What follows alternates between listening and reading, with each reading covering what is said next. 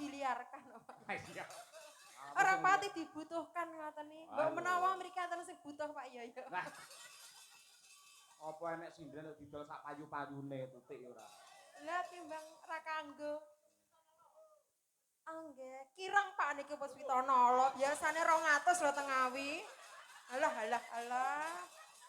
Biasane iki 500 nganjuk nggon nganu lho Pak Yoyo niku Bos Brambang mosok 100.000 Puspitono lho Pak. Nikan niku 5 juta lho.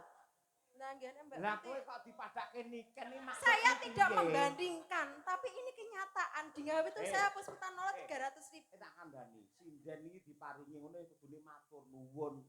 Lah nggih kula nggih matur nuwun. Nggih kula dongakne ning ya nek ditambahi meneh dongaku ya tambah Pak Yoyo. Lah, Nek niki ngapunten dereng Pak. tak dongake lho. Ingkang sampun maringi ngapunten pancen Mbak Tuti ketoke sinden asline kotak amal niki Pak.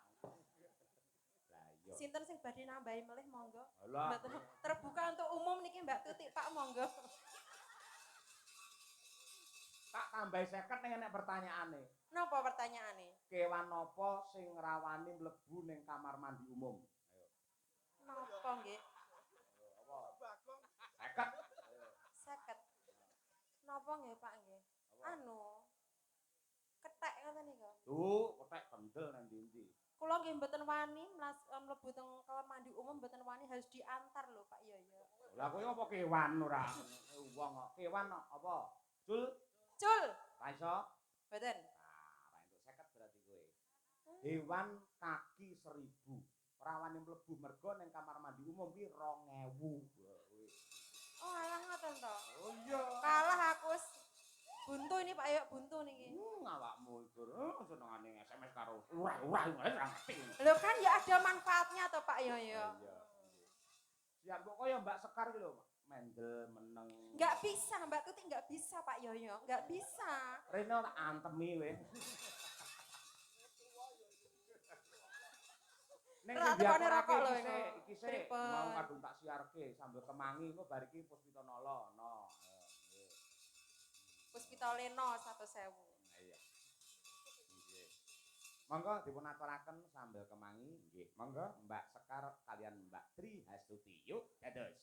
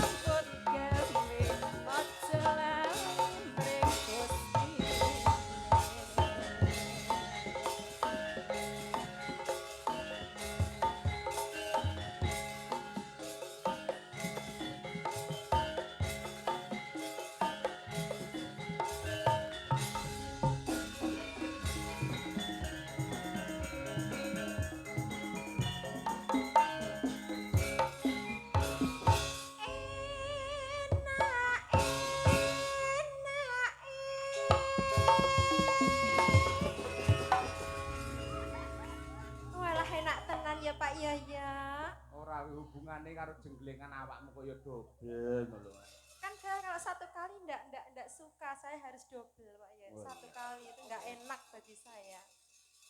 Ah, Enak. Jangan.